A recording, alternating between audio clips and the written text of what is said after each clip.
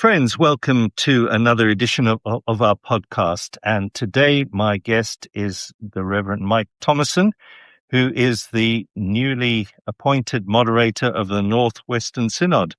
Mike, great to have you. Thanks for coming in. Great to be here, Lawrence, and wonderful to chat to you. Yeah, good. I hope you still feel that way by the end of it. We'll see how we go. We will.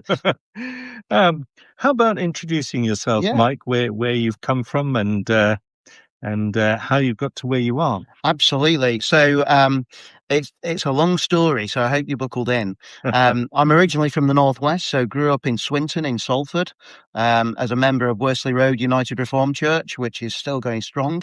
But then from there, trained for ministry at Northern College, so didn't go very far, with placements across Greater Manchester in a variety of different churches. From there was then called to Bolton West Pastorate in the Northwest Manchester district, as it was, and served at New Chapel, Lee Lane, Adlington and Somerset Road churches. What years are we talking about? So that was 2002 to 2006. Right. And you'll probably notice from those list of churches, apart from New Chapel, the rest have closed or in the process of closing, which had nothing to do with me. Of course I would say. And then from there was called to Army chaplaincy and served as an Army chaplain for 13 years. Right. So upon the completion of training, we were posted out to Germany to work with the engineers and REME, and during that time was sent to Iraq in 2006, which was a unique time. And then after there, we were posted to Abingdon in Oxfordshire, then down to Pirbright in Surrey, very different postings, and then back to Germany for a couple of years. And they said a couple of years, but we ended up there 6 on that time. Also with a little sojourn to Afghanistan. And the worst part of one of the postings was I had to go to New Zealand for 3 months. Oh, that must have been hell. It was horrific.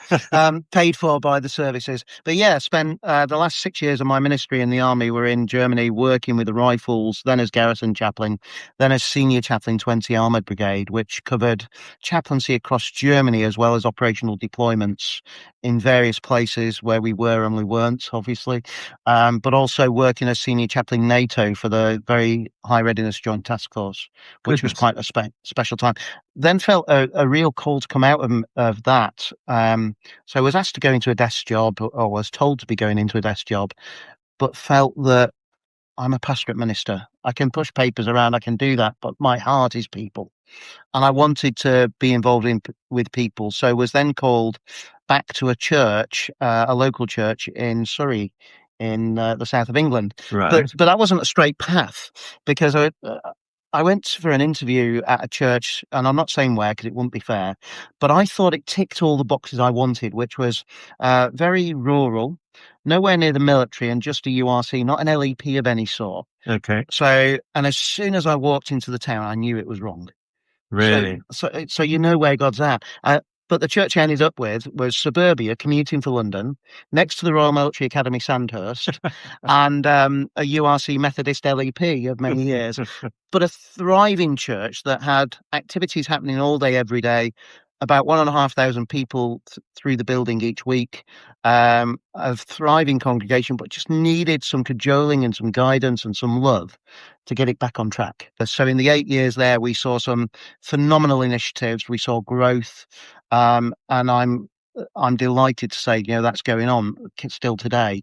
And the final thing we did when I was there, which wasn't planned when I went, we had some roof issues. Churches always seem to have roof issues. It's never the doors and it's never the car park. It's always the roof. Yeah. And with a roof, you kind of start adding zeros to the project.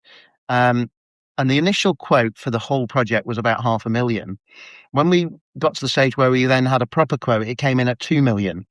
Goodness. Because the scaffold itself was $500,000 due to the size of the building. But through active fundraising as a congregation and applying for grants, we raised the $2 million.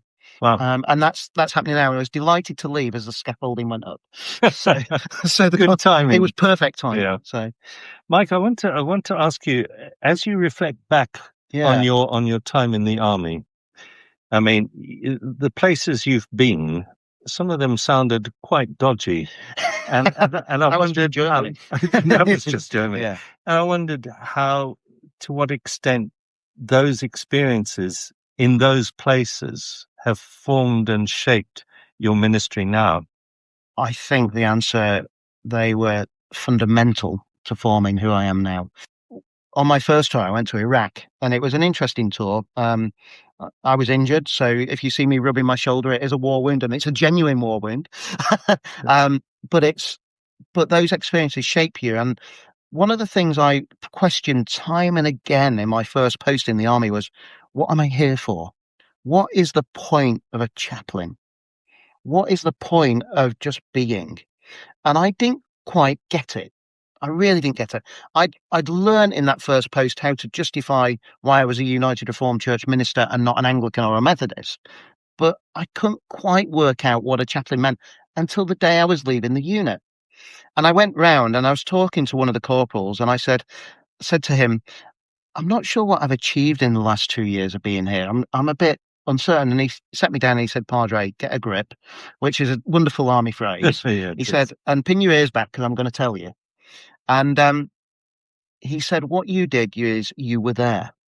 He said, when we were in Iraq, every single day, you came to the QM's tent, the quartermaster's tent, and you said hello to us, you said good morning, you offered to make us a drink, and sometimes we said yes, and sometimes we chatted to you. Other times we said no, and you sat and read the paper. But you were there, and you walked alongside us, and you did it because God had called you to do it, and for no other reason. And that realization that the relationships were so strong that actually just being there, being present within that community made a difference. And when you think of our churches, actually, the disappointment when a church closes isn't just from within the church, it's from within the outside the whole community, because there's something about presence and being. And certainly in my last pastorate, not only was I responsible for High Cross Church, but actually I ensured we had a presence and were known in the town, so that when somebody walked through the town with a polo shirt with a church logo on, they knew what it meant. It meant safety, it meant community, it meant care, so that people would come and talk and know that they could get help. That being is so important. It is, and I think we forget it so easily as churches. After all, Jesus, simply by being wherever he pitched up, was good news. Absolutely. Things started happening just because he was there. It's that curb appeal, isn't it? When you walk up to the church building, what does it say? What's on the notice boards? And we need to look at things with new eyes. And it's almost dressing the set to allow the conversations of faith to take place. I have many bugbears, but one of the things I love is pulpit bingo. I don't know if you've ever played this. When you're a preacher, you get behind the pulpit and it's what's in the pulpit. Because at your own churches, go and have a look at your church, what's stored in the pulpit. I went to one church and they were clearly pyromaniacs because there was about 6 boxes of matches. But the same church, I went another day and I got the jackpot because there was a box of celebrations there, uneaten. And it was brilliant. But it was just this thing of thinking about what we present. What do we say to the person coming to lead worship by what's there? And that then rolls on into what we say to the community. We expect people to come to us, the community to come to us. We're getting it wrong. We need, as a church, to be going out to them. And the classic example for that is, I've been involved with the Air Cadets for many years. And as I move here to be moderator, I'm going to be the chaplain to Horwich Air Cadets. But there's an opportunity there. Our churches don't have young people. So actually, rather than bemoan the fact we don't have young people, how do we connect with young people? Well, actually, we go out of our churches and go where they are. And that might be assisting in uniformed organisations, youth groups, various different things. So when I was in Camberley, I said, yes, we didn't have a youth group, but twice a week I met with 80 young people and had conversations that mattered. Yeah. And that's taking the church there and being present in the community. Yeah. Let's talk about your journey to becoming the moderator here. Now, I know that you've shared that, and it was a process that in some sense the whole synod has shared in because of the discernment process.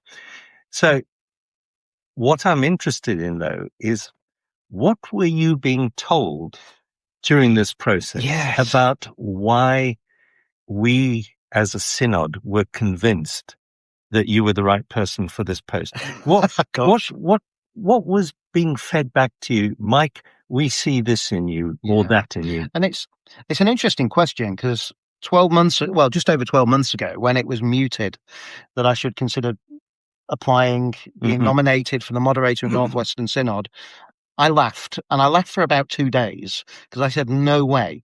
Because certainly 2 or 3 years ago, I said to a moderator at the time, I have no intention of being a moderator, and I mean it. Yeah. Says he sat here as a moderator. Yeah, I believe you. And it was at spring school in Wessex Synod last year that somebody, and the person who I think it was doesn't think it was them, so it says how insignificant the conversation was to them, said to me, Northwestern is becoming vacant. You should really consider it. It'd be fabulous because of having grown up there, all the skills you've got, what you've done, and you're able to see things in a critical way, but also a way that will pastorally grow. Right. And I said, no, it's not happening. And I went home and said to my wife what had been said. And she had that Vicar of Dibley moment. No. and again, Sue, a couple of days later, came back and went, well, actually, I could see why that would work.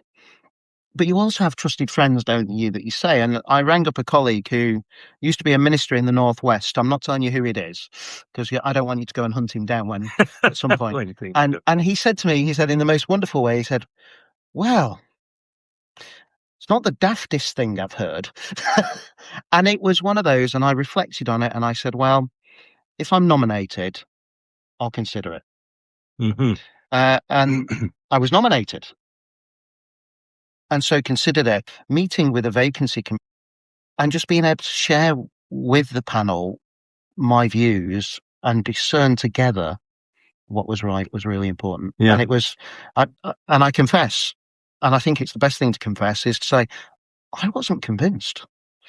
I thought, actually, I came away thinking, I really hope that this is where God's calling me, but we'll wait to see. And when I had the phone call from the General Secretary, from John Bradbury, there was a moment of stunned silence of, are you sure? And I said to my wife quite openly, until I get called to that role, I don't know whether I'll take it. But when he said, yes, the panel would like to nominate you as the next moderator, I knew at that moment it was the right thing. So I was talking with a friend who was there when he laid on hands when I was ordained in 2002. And I said to him, the moment I knew that God was calling to me to ministry was that moment of the ordination prayer and the laying on of hands. Not when I was discerning it through assessment conference, not at college, not through the process of going to a church. It was that moment that I was 100% convinced. And it's by God's grace that I do this work. It's great to hear that story, Mike. It's important and encouraging. But I do notice that you've carefully avoided asking my question, which was, what was being fed back to you to say, we see this or that or the other in you? It's an interesting one. And I think there's not a huge amount that's been fed back, actually, which is interesting. But the General Secretary did say, he said, what is good is your breadth of experience, the breadth of doing different things, your people management skills, having run teams of clergy, which were interesting in the military from all different levels, having dealt with a variety of situations, but actually that pastoral care and support that comes across. I believe that working together starts, if there's a problem, have a cup of tea and talk about it. Back to basics. Playing yo-yo with emails is what we do. It doesn't help. Actually pick up the phone, go and have a cup of tea with somebody, and that helps. And the panel got that. That actually I'm somebody that wants to be with the churches, not to rule over them. And the role of moderator is really simple. It's about being a minister to the ministers and a friend of the churches. And you can only achieve that by walking alongside and journeying with.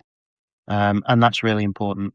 So at the moment, in the first couple of months, I'm going to visit every single minister in the synod that's in pastoral charge to make sure I understand them and get them and understand the issues that they feel and face, but also getting around to worship with a variety of churches, because actually it's that pastoral heart, and that is at the centre of my ministry. I wasn't involved in your appointment at all. I would have been an active enthusiast, because you and I have known each other, I think... when I was training at Northern. Had I been asked, and I wasn't, and I'm not offended, I hasten to add, I would have said that one of your gifts that I think is really important in the United Reformed Church and is disappointingly rare is that you're not afraid of difficult situations. No. Your response to a difficult situation, you walk towards them. Yeah. And fearlessly. I would have used that word, fearlessly. Do you think that's a fair? I think it's fair, and I think it would also be fair to say, if we brush things under the carpet, things only get worse. Yeah. So actually walking into a difficult situation and talking about it over that cup of tea helps bring it out in the open and means that we can work our way forward. But the most important thing in anything like that is respecting each other's view. Yes. And somebody, unfortunately, in the end has to make the final decision. And I'm discovering a lot of times that's generally me that's got to make a final decision. But it is about ensuring we make a decision that's right and that everyone has agreed to and then sticking to it. And it works well. And certainly in local church ministry, when you have a big church and everyone's got their own agendas, trying to bring that together is interesting. When we enter those difficult conversations, we do them with the love and grace of God to ensure we get the right outcome. Yes, that's the important thing. And the other important thing is I'm not always right. So what I think might be the way through it might not be the actual way through it. Yeah. And together we discern that and work it out. That's the other part of what I would have wanted to say is you walk towards a situation, but you walk towards it in order to be pastoral. Yeah. It's not a power move. Oh gosh, never. And I think, that combination of a fearlessness with a pastoral heart is what I personally am delighted that you bring to the role. Thank you. That's very gracious. When you look at the synod, from the very beginning of your ministry as our moderator, what's the landscape like? I think it's a bit like the physical landscape of the Northwest, a little bumpy in places. And that's I have to confess, that is one of the absolute joys of coming back to the Northwest is the physical landscape stunning. But I think over the last few years, the synod has been through some tricky times, some difficult times. I remember the synod years back under Keith Forecast, which many will remember. And it was through Keith that I was accepted for training and came into training for ministry. The synod was a very different place. We had significantly more churches. We had significantly more members. And we had significantly more ministers. Yeah. So when I was first ordained in Bolton, there was 5 of us just in Bolton. Gosh. Which is unbelievable. Yeah. But the number of ministers we have coming churches are still looking after the same number of members as we were back then. It's just that the members have spread out, the churches have spread out, and we're trying to juggle it all. The landscape's tricky as well because there is a real sense I've picked up within the synod of this, from the churches, of the synod doing to the churches rather than guiding the churches. Yeah. And that in itself being an at-heart congregationalist and therefore comes with an inbuilt stubbornness, which is wonderful, is the sense that there is the us and them. And as I made it really clear at the synod meeting a couple of weeks ago, the synod is you. The synod is every single member of the United Reformed Church in the Northwest. And we can only operate as this overarching organisation by your grace. And if we don't have the support of the members of the synod, we cannot do. But what the synod as an organisation does is to try and take away some of that pressure. And I think that's what was trying to be achieved a few years ago with missional partnerships and the centralisation of various things. And other synods are now looking at Northwest and saying, this model's really good. Because actually, ministers' expenses being paid from the centre takes the pressure off local churches. Mancy's being managed centrally takes the pressure off local churches. Cars and communications being managed centrally takes the pressure off. I think the difference is the way that other synods are going about it is more pastoral. And I sense within the churches in the synod, there's a real sense of having been done so. I think that's fair. And I think we need to reflect on that. Yes. And consider where that goes. And the synod is not top down. We're a congregational Presbyterian church at heart. We bottom up. So we respond to the needs. And the resolution we passed last week about spending monies from the sale of churches is a prime example of that. Some people thought this was about the synod wanting the money. No, it's the absolute opposite. This is the synod wanting you to spend the money for the glory of God's kingdom. Yeah. And by the synod holding it, it forces, hopefully, you to spend it. Yeah. And the prime example is we still have over £1 million, 1.4 million in the man's scheme that's reserved for churches to spend. And we need to spend our money to glorify the kingdom of God, because actually the rainy day is here. We're seeing reduced numbers. We're seeing people consider different things, but we're also seeing that growth. Yeah. That shoot of growth, that people are asking questions. So let's spend the money to try and engage with that. Yes. And to see how we can develop then communities and faith communities that are strong. That's helpful. And I think if the churches hear what you're saying and believe it, and that's the problem. Yeah, that's a powerful message, because you're right. It's been a combination historically. It's a combination of nurture and nature. You know, we are fiercely independent as a people. That's the nature. The nurture is the history, and there is a sense in which stuff has been done too by the synod. And the reason why I hear what you say as quite powerful is that yes, it's true that everybody makes up the synod, but the synod as an organization is the one that holds, for example, the money, which is power. It is. And what I hear you saying is that the synod is here to use that power as a servant of the church. Absolutely. In theological terms, we could talk for hours, Lawrence, but mission is everything we do. It's how we use our buildings, how we maintain our buildings, how we engage on the internet, how we present our services, how we worship, how we engage with the community. It's all mission.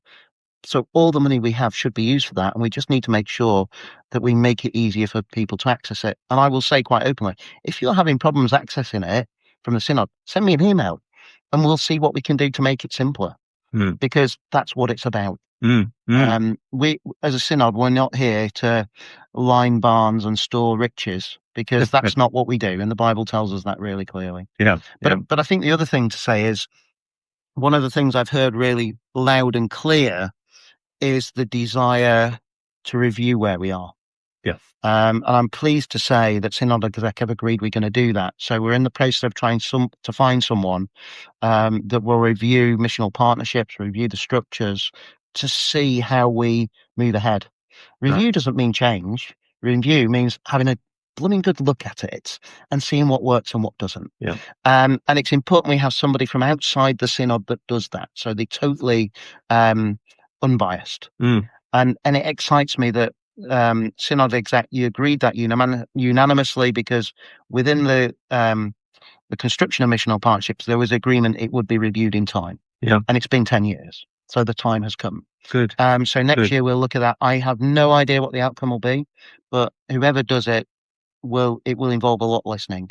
I still maintain that in both the synod and more widely in the denomination, the only way that we can expand the pool of ministry available is to enable and free up our elders, who, after all, are ordained ministers. Ordained ministers within the denomination. Within the denomination. And that's one of the questions, I think, I don't think it's one of the questions I've been asking as I go round. As a synod, what could we do to make your life easier? And there's got to be an acceptance that, for me, a real good acceptance that actually administering the expenses of the missional partnership's a good thing, the minister. But within that, you've got to people have to realise that there's price increases, the mileage allowance has gone up, water rates have gone up, everything's gone up. So it's going to mean that we have to increase what we request from the churches for that, because everything's gone up. And the expenses that are paid out, there's no profit in that. It purely goes out to pay the expenses. Money in out. But the cost of life has gone up. And if you were administering that as a local church, you just have to work out a way to absorb that cost.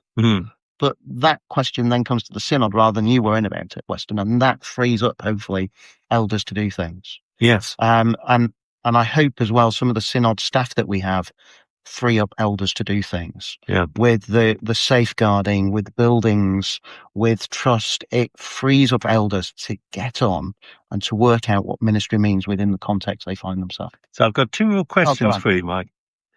The first one is, given that this is not just a Northwest Synod story at all, it's not even a URC, uniquely a URC story, but so many of our churches these days, the whole kind of post-Christendom thing, where they're at sea because the landscape doesn't look the way that it did.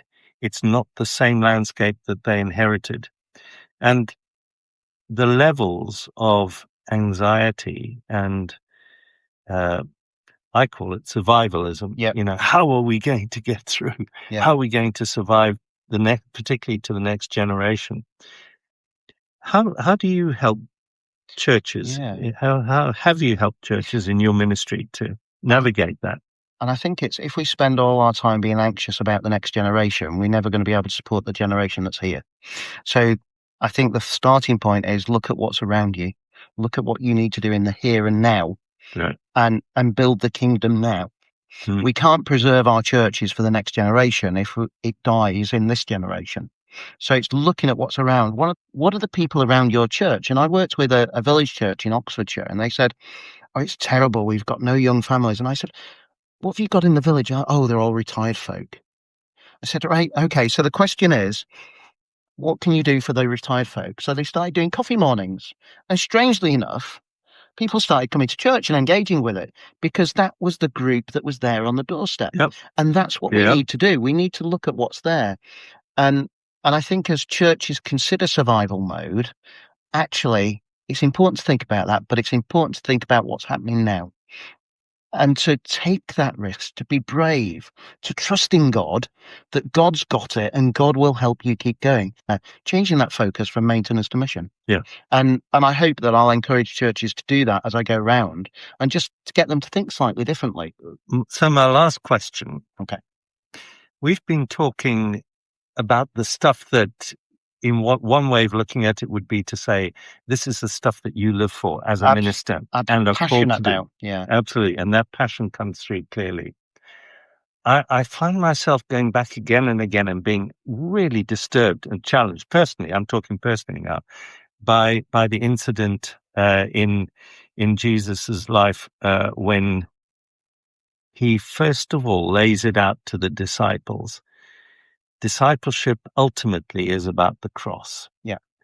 So we've been talking about what you live for as a minister. There's also the Jesus question as part of discipleship about what you die for. So what would you go to the wall for in terms of your faith? That's a really tough question, isn't it? And it's one of those interesting ones. And it is something I have reflected on.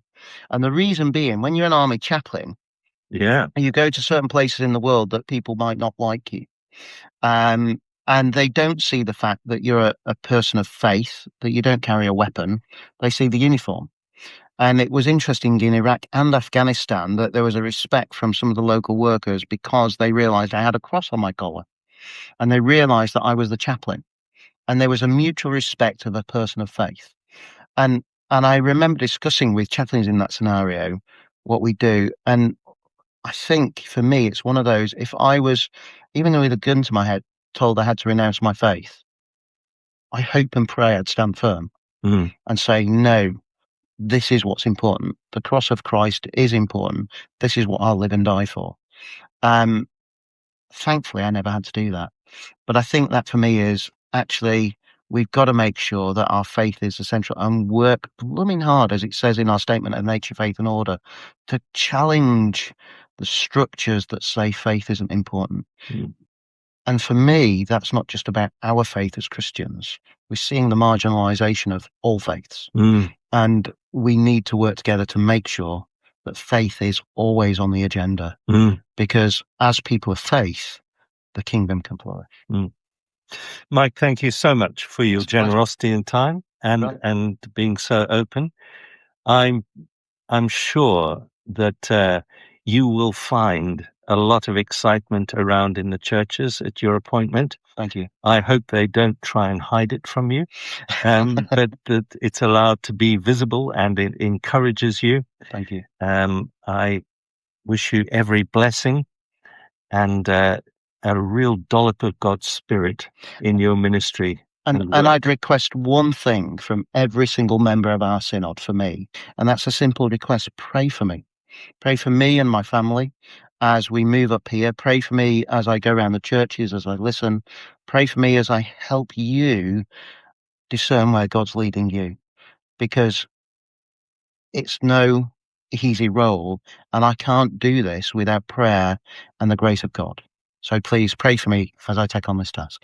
Thank you, Mike. Thank you. God bless. God bless.